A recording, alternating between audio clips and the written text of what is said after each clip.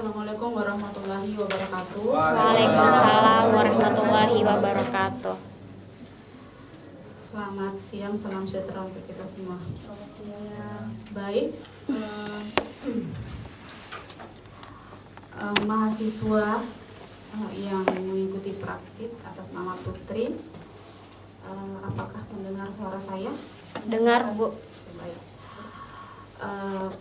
Tadi Ibu sudah melihat simulasi praktik yang dilakukan oleh Putri, dan Ibu juga sudah melihat RPP yang telah disediakan ya Putri, rancangan yang telah dibuat oleh Putri dan sudah disimulasikan melalui kegiatan praktik micro teaching.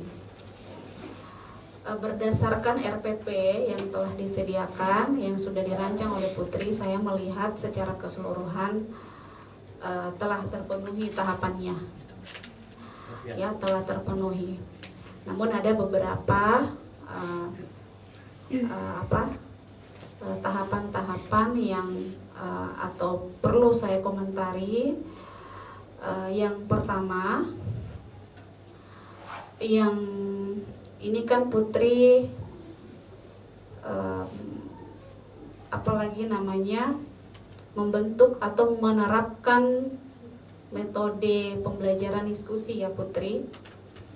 Ibu melihat pada saat tadi pembagian kelompok tidak diterapkan pembagian berdasarkan heterogen.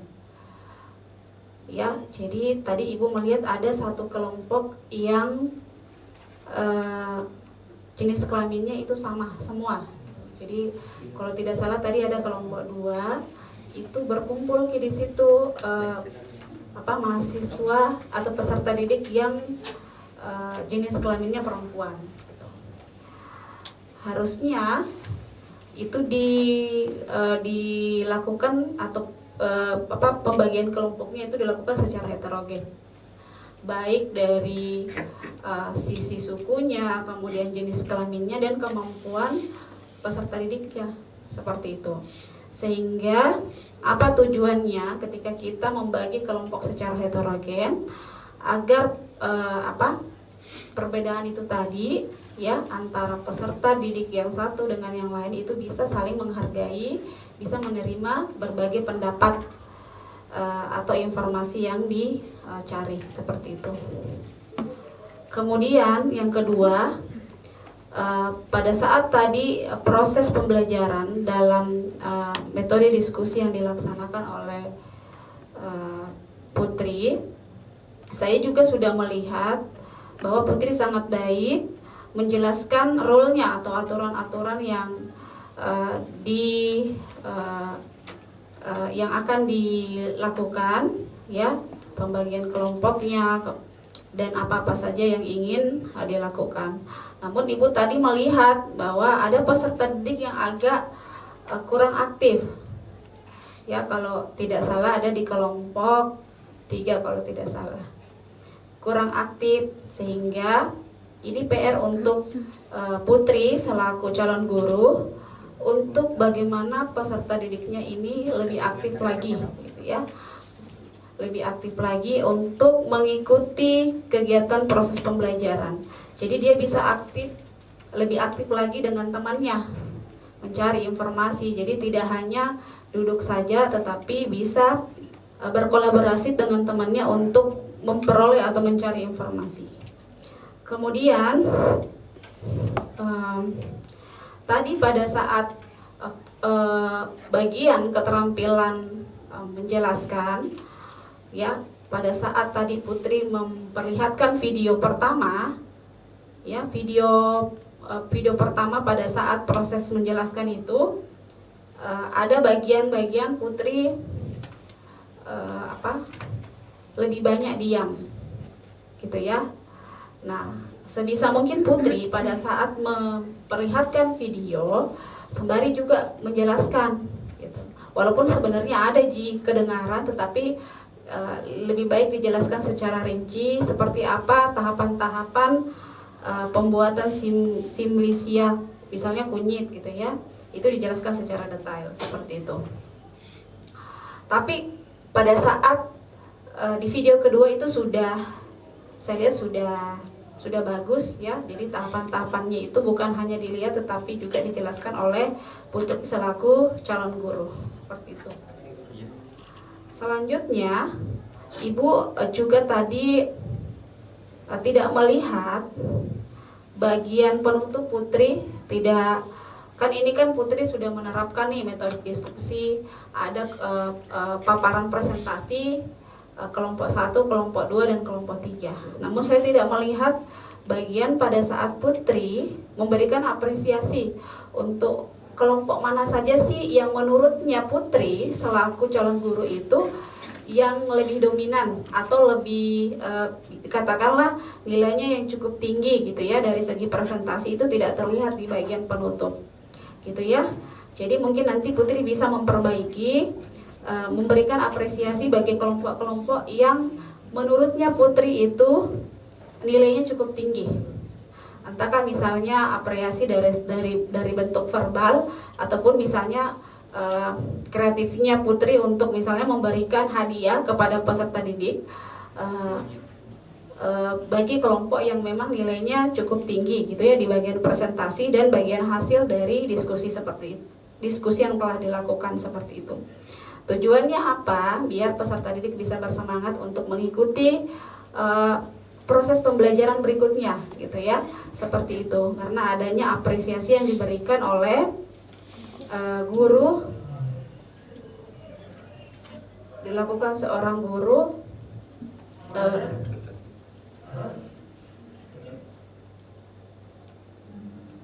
dilakukan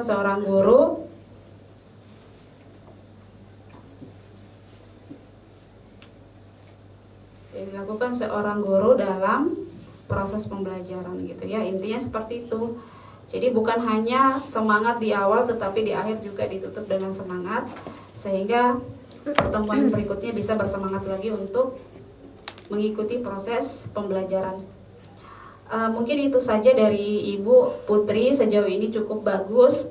Hanya beberapa part-part saja yang perlu diperbaiki, baik dari kegiatan pendahuluan, kegiatan inti, dan kegiatan penutup. Mungkin itu saja. Assalamualaikum warahmatullahi wabarakatuh. Waalaikumsalam warahmatullahi wabarakatuh. Bismillahirrahmanirrahim. Assalamualaikum warahmatullahi wabarakatuh. Waalaikumsalam warahmatullahi wabarakatuh. Mungkin sudah banyak masukan dari Ibu Ervi untuk Ananda Putri. Ibu akan menambahkan pada saat sesi pendahuluan, sesi absensi siswa tidak dilakukan, ya. Absensi sebaiknya dilakukan karena untuk membantu guru mendeteksi kehadiran siswanya, ya, agar siswanya lebih giat untuk masuk ke sekolah. Jadi ada namanya absensi. Kalau misalnya gurunya tidak mengabsensi, terkadang siswanya juga malas-malas untuk masuk di pembelajaran gurunya karena dia pasti mengatakan bahwa tidak jadi absen, jadi dia tidak hadir dalam kelas. Biasanya seperti itu. Jadi memang penting bagi siswa dilakukan sesi absensi secara teratur agar mengikuti pembelajaran, ya. Yang kedua, Putri, apersepsi. Pada saat pendahuluan, apersepsi itu juga penting, mengaitkan pengetahuan awal peserta didik mengenai, kan tadi Putri membahas tentang materi rempah-rempah.